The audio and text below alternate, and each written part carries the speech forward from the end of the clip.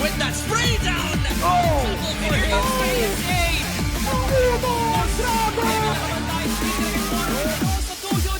Will be the peak of Crossfire Philippines, pare.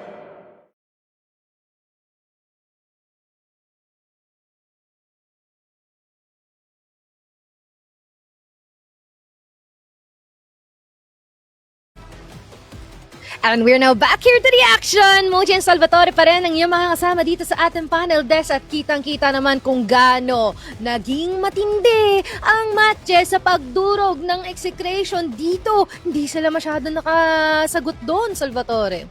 Kita mo nga naman na talagang pinatikom ng bibig dito ni Zach lahat ng miyembro ng Execration dito, because their movement was not seen during Black Widow. Hopefully, a new breed of Execration ang makita natin sa Eagle Eye, which is their prime map pick. Hindi rin talaga natin pwede tanggalin pa yung MATTJESS nga dito because it's also the signature map. At least ma-alleviate yung pressure dito ng Execration kung magagawa nga ba nila yung place nila dito or will MATTJESS continue their winning strides. Zach is on a roll. Will he be consistent though? Yun ang isang katanungan, Mochi. Yeah, totoo, no? Kaya tignan natin, is it the aggression and the synergy? Kaninong team ang mamayagpag? Nalaman natin yan, Sneaky Frog and Bipolar. Pasok. Ito yun na nga, no? I mean, what can you do up against MATTJESS when your stars are shining? Hindi lang halos stars are shining, they are shooting stars heading towards that third placer dito sa ating podium. That is how good MATTJESS is playing right now. But against Execration, man, they need to pick up, especially in their map pick. Ayun nga, no? I mean, Execration, I feel like there is gonna be a bit of recovery para dito sa map number 2, pare. I feel like, they're starting to warm up a bit dito sa ating Black Widow na map, but unfortunately, some situations did not work out in their favor. There was some flanks na hindi na cover para sa kanila dito. So I feel like itong Eagle Eye would be slightly easier para dito sa Execration, but at the same time, it's that unpredictability nga dito ng MATTJESS. They also have their fair share of experience pagdating sa mapa na to, and they know their way around itong Eagle Eye. So Execration should be so sure na they're gonna get this second map, pare. Yeah, very much. So they need to keep their eyes peeled pagdating dito sa laban na to against MATTJESS. Yes, nakikita nga natin dito that they've been dominating in Eagle Eye ever since ng Masters natin. They know their workaround here, pero MATTJESS is a new taste in their palette na kung saan they need to pick up and play more of like a team. Hindi lang yung talagang one-for-one pickups. They need to be aware na MATTJESS will not be scared of you, Execration. Pero man, that was first map, man. Kakaya ba yung mga players natin doon? Looking at Ninkyu, looking at Yaban as well as itong si Zach. Everyone in that server was able to get double digits, pero those players, can they possibly do it one more time dito sa ating Eagle Eye? They could be. They could. In all honesty, it really does depend sa simula ng laruan natin. I really feel like both teams are also very heavily reliant pagdating sa kanilang momentum. I mean, MATTJESS especially, na evident naman to yesterday where they really didn't get a good start dun sa series nila up against itong Stallions, and obviously, the usual performers didn't perform too well. But now, para dito sa MATTJESS, with the opportunity for them na warmed up na sila from that Black Widow map, obviously, yun nga, usual preference ng FFA. So I feel like I feel like it is gonna be a bit more warm para dito sa MATTJESS. Siguro para dito sa Execration, they're gonna need to really hold on for a bit dito, man, kasi I feel like itong MATTJESS are not gonna be afraid to take map control. They're not gonna be afraid to punch you in the face and run away, pare. So there's a lot of things to think about kung kayo yung Execration. So saan mag-push yung MATTJESS, what part of the map are they gonna pressure, and who's gonna peak first para sa kanila dito. Dito na nga, with this open kind of map, MATTJESS can possibly prevail. Pero once you poke the Discipline Hounds, magiging Wild Dogs na yan at lalabas ang original na anyo ng ating Execration. Can MATTJESS go for a 2-0 and enable themselves a comfortable lead in this best of 5 series? Simulan natin yan as Execration peaks out here in mid-CBN. First sense out of the game, yes, that's good. Execration peaks out here in mid-CBN. First sense out of the game, yes, that's good.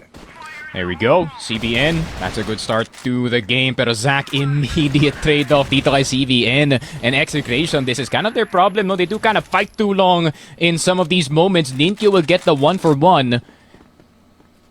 And A7J will fall down with a valiant effort para ZYK. Flick is a bit off, pero okay naman yung USP. Meron pang dalawang players na nasa loob ng mid. Jason looking to see if he can go on forward before that smoke pops dito sa mid, pero wala pala yung smoke. It is instead covering itong spawn, and this position by Jason taken early. D, pwede pa siya mamatay dito pare. That could be C4 down. Yeah, and even Yab almost speaking out at the right time. But Execration not planting the bomb yet. Sabi nila dito, let's take space even more. It's a 3v2. Mas angat tayo dito. They spot Jason. Di na aware. And from afar, from top 8 towards the mountains, nakakuha siya ng isang kill. And it's Yaba now alone against 3 people. The bomb has been planted. Pero what can he do here? Gonna be pushing out here now. Mula dito sa mid, contemplating. Will go towards mid again. In 20 seconds, might be a fresh round for Execration. And yeah, I feel like MATTJESS might as well give this pare. Yaba's already been known since the start of the round. Turn around, not gonna bait any of the shots from any of the players. Takes a bit, but the will get that kill. First round para dito sa Execration, which is a very well needed one, no? Kasi medyo dry yung kanila momentum dito, especially. And when it comes to this PL side, it's gonna be a lot harder para sa kanila na kumuha ng points dito, pare. Yeah, very much so. You know what? I have to point this out. I'm not gonna be surprised kung magpapalit muna ng barrel dito si ZYK for a little bit of the rounds para alam mo yun, makapag-adjust siya ng onte. Because the shots, man, it's not hitting. I'm gonna be honest. Pero ngayon, pushing in mid already here in A and in Q. Spots out 1B already with a kill here in this round. Rails kailangan mag-push out in mid. A7J spotted through the smoke, and it was a headshot. Lucky Beaky like CBN with a double kill. Isang headshot para sa kanya. Grenade will connect. And he kills of Rails. Yung Plapla, binigyan siya ng triple kill. Nako po, binigyan niya pa nga ng regalo dito ang kanyang former na captain, CBN, finally typing the magical numbers dito ng C4 as he does spot itong si Yaba to come from that tower position. But of course, Yaba just gonna directly challenge it, and unfortunately, he's gonna fall down. 2-0 for Execration. Ace site, lockdown para sa kanila dito. I feel like, MATTJESS, you might want to assign si Zach dyan sa top A, pare. Yeah, possibly. They need that hold down na malayuan, and you have that you need that sentry-like being tulad neto ni Zach. They put him up in the stairs right now. Grenades connecting onto Execration as well. This double TRG setup is gonna be insane kapag nakakita sila ng light of day. Grenades, flashes will be coming in. A full push mula dito sa Fall X and mula kay Fall X. MATTJESS din Q! What a double kill onto CBN and D. ZYK spotting out one, pero A7J is stuck in the upper position dito sa A. Grenade will connect at nagbibigayan lang tayo ng regalo, man. Eto sa'yo, bomba naman! 2-1 pare dito sa laruan natin, pare. I mean, MATTJESS, they're getting that bite back na nakita nga natin kanina. Execration, I do see the reason why kung bakit kayo nag-5 house para maiwasan nga yung sniper dito ni Zach. But unfortunately, you guys got crossfired. And yun nga, end of story para sa kanila dito. A-site, thwarted para sa kanila, and Execration, I'm gonna be interested to see kung anong gagawin nga nila dito sa hotel in this B-long position, no? Kasi we haven't seen too much action coming in from here. Yeah, priority daw muna dito yung A-site. Maybe marinating the players of MATTJESS to give a looser kind of defense dito sa B, possibly. Pero mukhang, if it works, why not keep on doing it? No, baka ganun pa rin naman inisip na Execration. Make it seem like they have the control of the map, especially kung A lang naman ang hinihit nila. Pero scattered all around the map right now ang ating Execration, and as well as ang ating MATTJESS. 3-man defense on A though, which is gonna be insane. So medyo gumagana ng onte kasi pinapadala na dito ng MATTJESS yung majority ng players nila. Pero mid now being taken by D. Yeah, I think Execration recognizing na maaga no na it is gonna be a double sniper setup para sa kanila dito between Rels and itong kay Zach. Jason with the spray right through the smoke. Pero si YK spotting itong si Ninkyu. What a shot! Fall X will get Zach. Meron pang isang tao na nasa loob ng site and he will get eliminated. Jason down. 2 versus 3. Yaba and Rels. Last two left alive. Spotted dito sa RS pero nakatakas pa si Rels kahit papano. Yaba now in that mid position, looking for any semblance of an angle, any semblance of a kill, pero dalawang miss para kay Rels. He doesn't miss thrice though. ZYK inside of the house, kasama dito si Fall X, gets another one. Rels out of nowhere, can he get the third? 18 seconds, plenty of time, napayuko na lang. Fall X with his patience working out. Man, I was about to say some bad words sa broadcast natin for how Rels was doing that. Like, paano niya nagawa yun? Like, and Execration was falling for every shot that Rels was taking. Like, these players are insane. Hindi, you're not thinking straight for both of these teams. Pero MATTJESS are doing wonders right now, Sneaky. Yeah, lest you forget that Rels was also the main sniper ng MATTJESS at one point It is a very big benefit, no, para dito sa ating MJ na squad to have 2 high-level snipers on the team, as yung mga top teams natin pagdating dito sa Eagle Eye, like Stallions, like itong EVOS, they do go for that double sniper setup, pare. So it's very difficult para dito sa Execration na kabuhan ng LA at ng LB basta-basta with that fear, knowing that there could be a sniper scope right around the corner, pare. Yeah. Ito na nga yung advantage na pinag-usapan natin for matches, no? This open kind of maps, just like Eagle Eye, kung saan mas madali mag-sniper, it benefits the double TRG setup na palaging ginagamit dito na matches. Yes, may ganun Execration, pero sa GR side pa yon. Pero si D, papatay dito na gulat si Yaba with a 3-man push. Jason picking off CBN, pero now they're rotating, now they're taking space. Papunta na dito sa B, second mid, Follets will fall down. D, pushing out pero wary na siya kasi nawala na yung kakampi niya. Rails pa nga ang may kita nila dito, pero D hits the shot. Ninkyu also hits the headshot onto D. At 2 versus 3 na lang, sneaky, and it's gonna be a rough time for Execration. Yun lang, men, na sobrahan ng galing dito si D with that overextension on that B site. It wasn't a full commit yet. Wala kayong control sa second mid, so there's no reason why you should peek that wide. A 2 versus 3. A site could be wide open. Nako po, ZYK spotted. Zach, round the corner, Preyfire is there. Nako po, balikat lang ni ZYK. Namatay ang kanyang buong katawan. A7J will spot itong si Ninkyu. He does have possession of the C4 dito para Zach. Around the corner, Spawn spotted. Metal Box trying to see if he can head glitch his way through. Pero ang ganda na smoke, mapapabalik dito si Lito. He knows na lugi siya dyan, min. Look at Jason.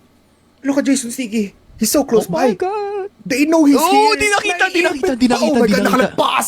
Nakalagpas man. Pero nakita ulit yung katawan ni A7J. Tumakbo ka na. The demons are running. The demons are closing by. And A7J taken out.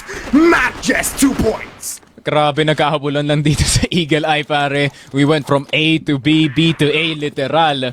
And MATTJESS, you know, amidst that confusion, alam mo naman, when it comes to chaos, they are the masters of it, pare. Execration, unfortunately, crumbling dito sa ating mid-round. And Execration gonna try to be a bit more fast this time dito by Polar. A7J looking for that opening at mahanap na si Ninkyu. Getting off Ninkyu is gonna be a crucial part. He's been hot. 6 kills with 3 headshots. Rel speaking out here, the smoke naglagay ng afro doon sa building pero makakuha pa din siya ng kill. It was a headshot as well.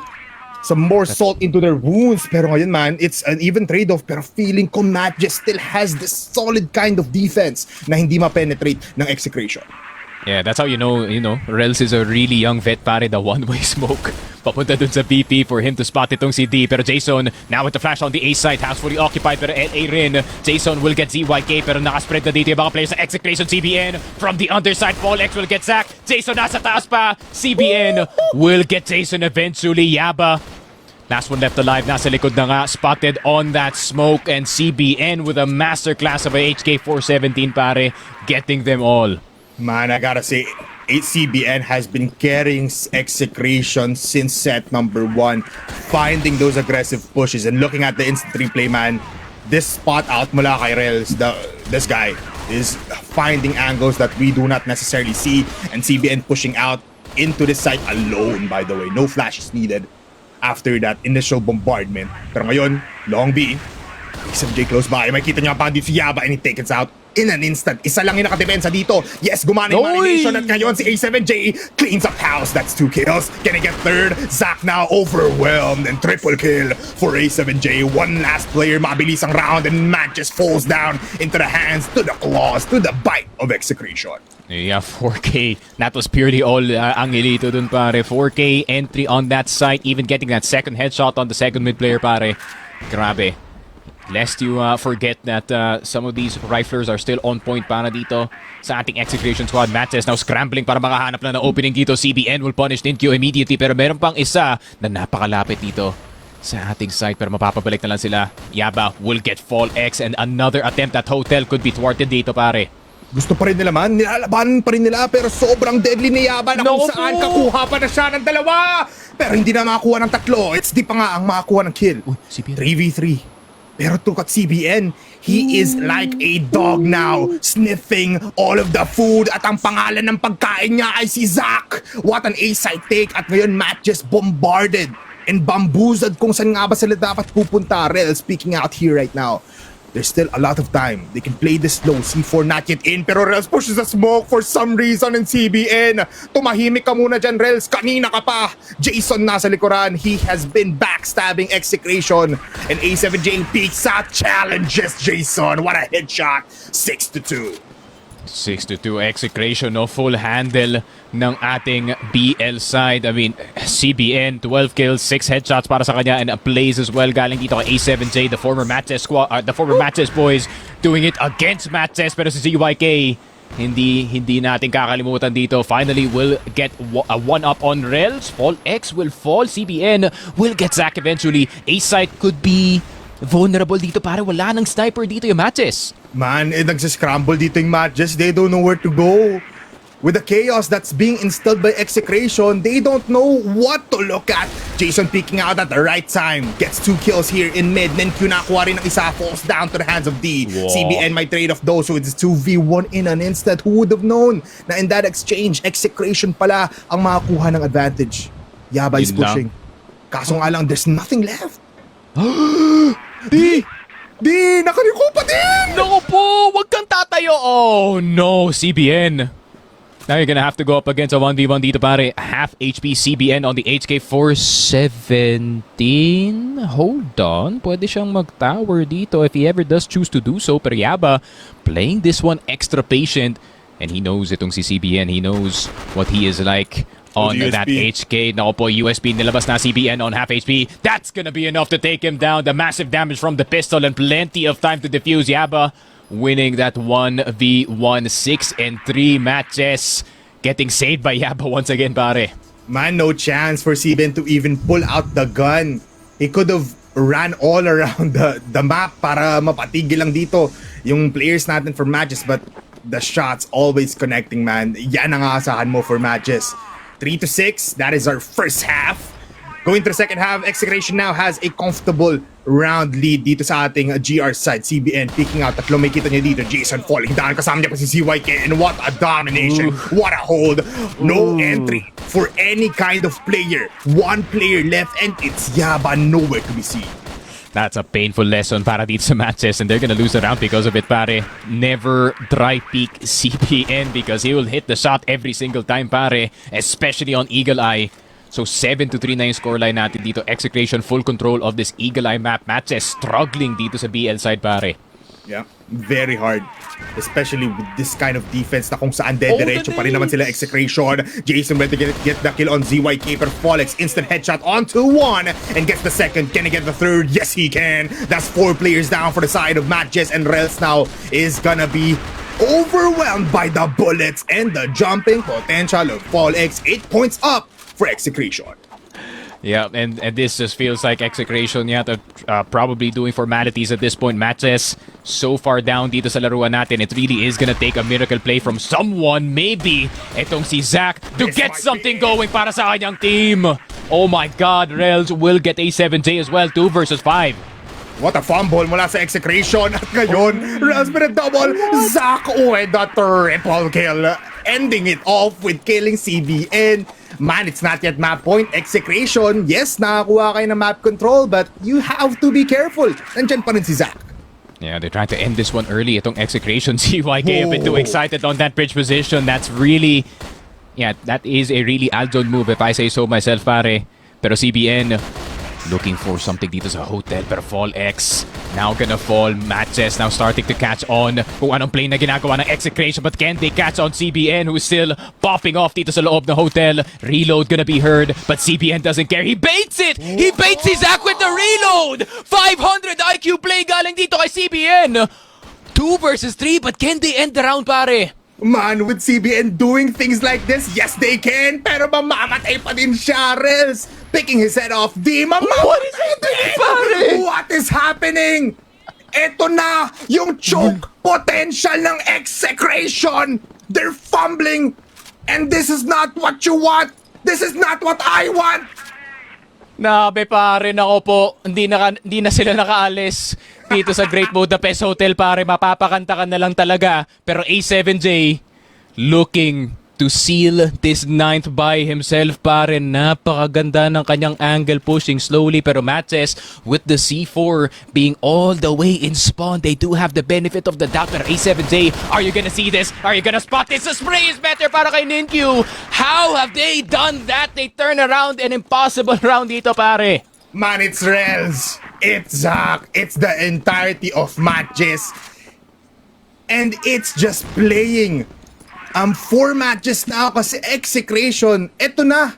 Yung ito yung signature move ng Execration. Kung may 4-1 defense sila, meron silang 5-man push papunta sa Delubyo. At sinimulan na naman ni A7J. MATTJESS now, able to get 1. They're pushing towards A.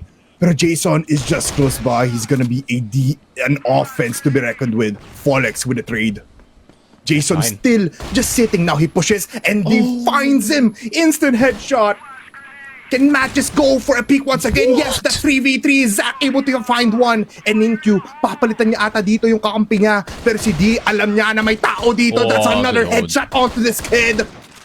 It's a 3v2. Sneaky, nasan nga ba mga players for MATTJESS?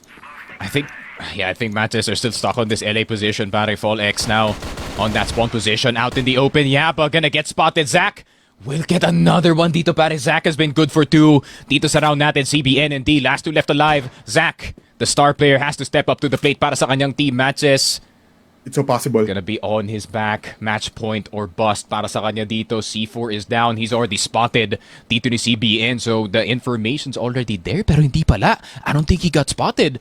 Yeah. So D is still confused kung saan manggagaling dito si Zach. Zach has disappeared dito sa A site. Pero D, mali ang tingin, pero mali ang tira dito ni Zach. Nako po, too close for comfort on that TRG. Match point para dito sa Execration, pare. Finally, nakaabot na dito ng match point ang Execration. But MATTJESS, man, they've been controlling this whole game despite them only having 5 points. Di ngayon, aggressive na naman ang approach, mixing things up, giving another offense that is gonna be very deadly. Rels mamamatay pero 2-4-2 na tayo ngayon as he cleans up house dito sa mid. Mag-isa na lang si Yaba. Ganto nga ba ang anticlimactic end ng ating Eagle Eye? Yaba is gonna be falling down for Folex. That is 10-5. Execration is now 1-for-1 in a best of 5. There we go. Not much celebration, no? I feel like alam dito ni Angelito na, natawa na siya. You know, natawa na lang talaga siya. Everyone's too serious in that camp. Pero alam mo yung hindi masyadong bulakpol muna going into this third map, para because they do know that this series is not yet over. A7J and itong si CBN has been in this position before where you feel like you're winning dito sa series na to, but then ayun nga, that stuff could happen. Pero ayun nga, like, good series so far. What a banger, pare.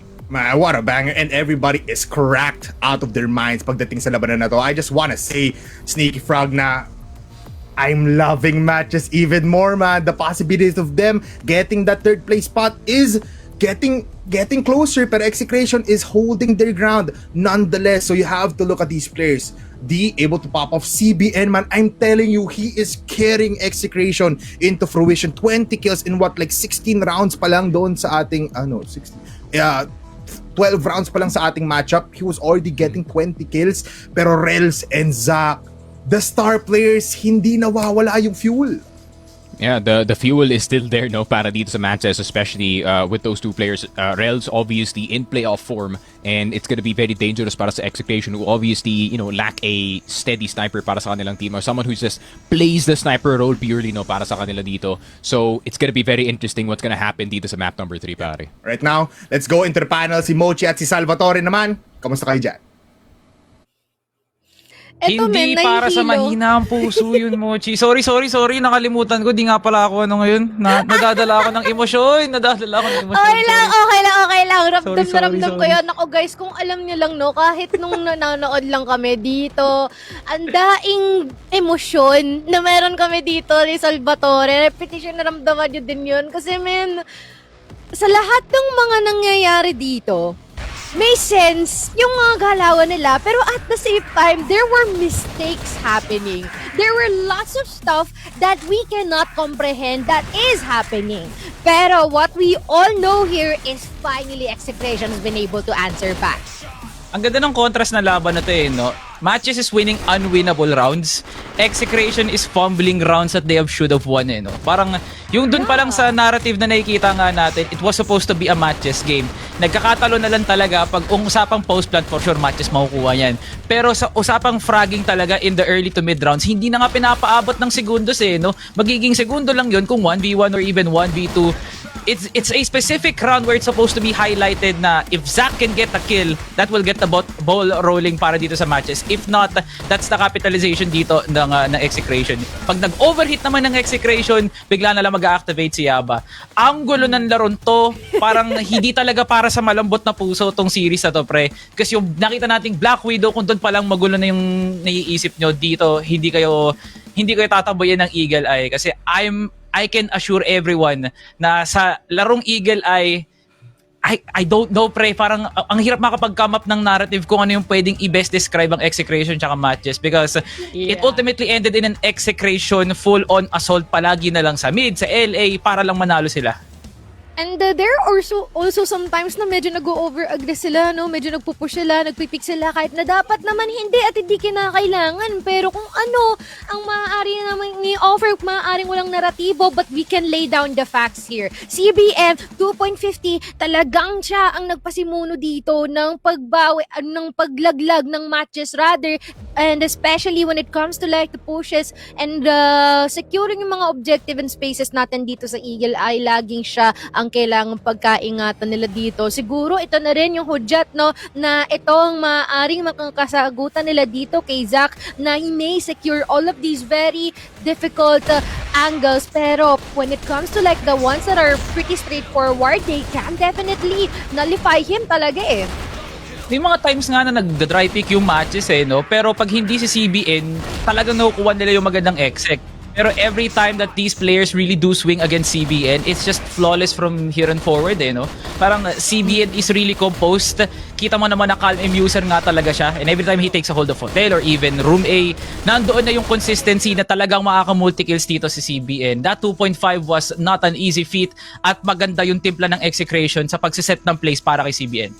And now that they're standing here on equal ground, it's just a matter of time before we uncover more weaknesses and strengths na meron ng ating dalawang kampo. MATTJESS Salvatore dito sa ating panel desk at tayo magpapatuloy sa ating susunod na laban after a few minutes.